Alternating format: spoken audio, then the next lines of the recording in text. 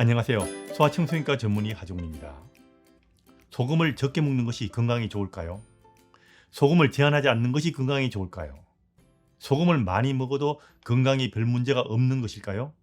최근 소금 섭취량이 사망률에 큰 영향을 끼치지 않는다는 논문이 발표되면서 소금 유해로는 근거가 없다고 이야기하는 사람들이 늘고 있습니다.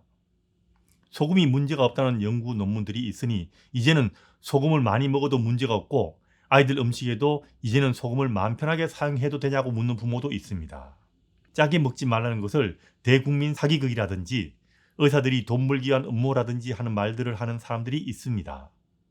심지어 이제는 소금이 건강에 좋다고 믿는 사람도 생기고 있습니다. 오늘은 정말 소금을 많이 먹어도 건강에 문제가 없을까? 여기에 대한 현재까지 의학적 이야기를 말씀드리겠습니다.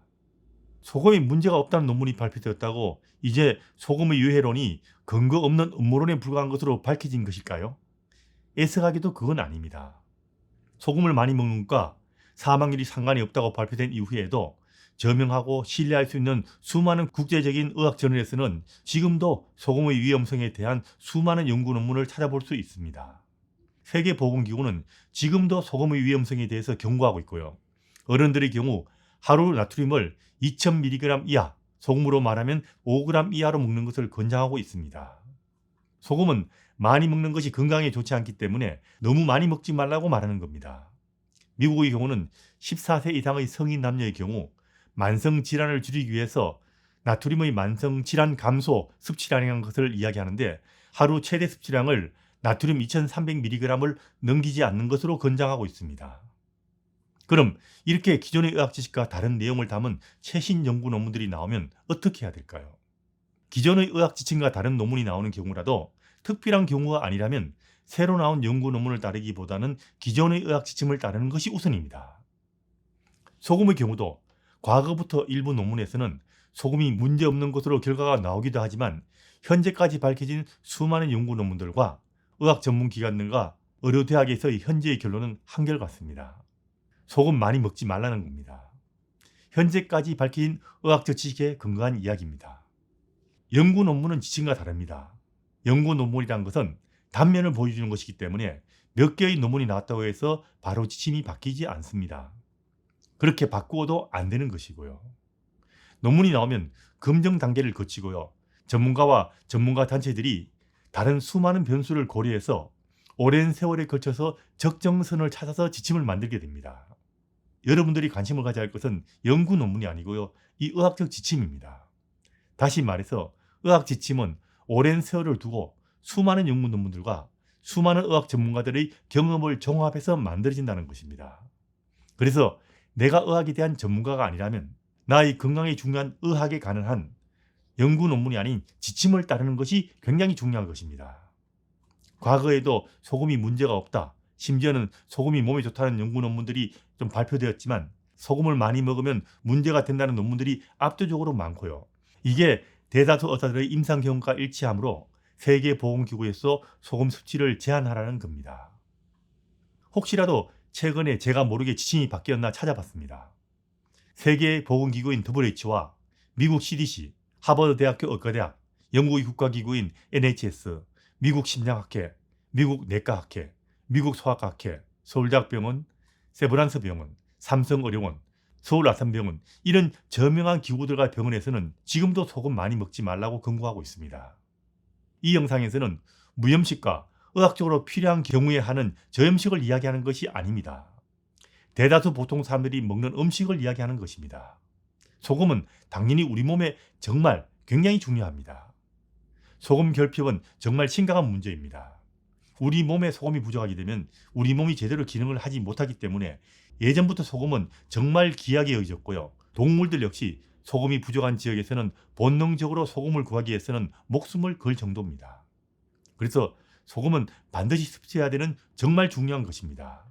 그래서 미국에서는 14세 이상의 성인 남녀의 경우 하루 1500mg 정도의 나트륨을 먹는 것이 적당하다고 권장하고 있습니다. 그런데 아주 특별한 경우가 아니라면 우리나라에서는 짜게 먹지 않는다고 해도 일상에서 소금이 결핍되는 것은 아주 힘든 일입니다. 문제가 될 정도로 소금이 부족한 경우는 짜게 먹지 않는다는 그런 단순한 노력만으로서는 거의 불가능하다고 보시면 됩니다. 간혹 나는 엄청나게 짜게 오래 먹었어도 아무런 문제가 없다는 말들을 하시는 분들이 있습니다. 그런데 이거는 좀 곤란한 이야기입니다. 담배 하루 2갑 피면서 100살까지 건강하게 사는 사람도 있습니다. 이런 사람이 있다고 담배가 해롭지 않다거나 장수와 건강의 비결이라고 말하는 것은 좀 곤란한 것과 마찬가지라고 봅니다. 그럼 어쩌라는 것일까요? 소금을 먹지 말라가 아니고 적당히 먹으라는 겁니다. 그런데 우리나라 사람들은 대부분이 적당한 양보다 소금을 훨씬 더 많이 먹기 때문에 소금을 제한하는 것이고요. 짜게 먹지 않으라고 권장하는 것이고요. 특히 어릴 때부터 짜게 먹는 습관을 들이지 말라는 겁니다. 심지어 나는 싱겁게 먹는다라고 말하는 사람들조차 대부분 소금을 너무 많이 먹고 있는 것이 현실입니다. 아주 특별한 경우를 제외하고는 대부분의 사람들에게는 지금도 짜게 먹지 말라는 조언이 정말 중요합니다. 그리고 소금을 적게 먹는 것만큼 중요한 것이 포타슘이 많이 들은 과일과 채소 종류를 많이 먹는 겁니다. 쉽게 이야기하면 소금을 줄이고 과일과 채소, 그 중에서도 채소를 더 많이 먹으라는 이야기입니다. 그런데 두드러진의 아이들은 소금의 필요량이 적고 신장의 기능이 아직 미숙하기 때문에 소금을 많이 먹어서는 안 됩니다. 그래서 두돌까지는 가능하지 않는 것을 권장합니다. 물론 두드러진의 아이들에게도 소금은 절대적으로 필요합니다. 그런데 이렇게 두드러진의 아이들에게 필요한 소금은 따로 소금간을 하지 않아도 아이들이 먹는 모유나 분유나 이유식 음식의 재료에 이미 충분하게 들어있기 때문에 따로 간을 하거나 짠 음식을 먹이지 말라는 겁니다. 특히 어릴 때 짠 음식을 먹으면 짜게 먹는 습관이 들어서 평생 짜게 먹는 습관이 들 수 있기 때문에 적어도 2돌까지는 따로 간을 하지 않은 음식을 주라는 겁니다. 물론 2돌이 지나서도 가능하면 싱겁게 먹이는 것이 평생 건강을 위해서 중요할 것입니다. 물론 어떤 사람들은 평생을 짜게 먹어도 성인병 없이 잘 사는 사람도 있습니다. 그렇다고 짜게 먹는 것이 문제가 없다 이렇게 말해서는 곤란합니다. 만일 이렇게 말한다면 발암물질이라는 것은 고민할 필요가 없을 것입니다.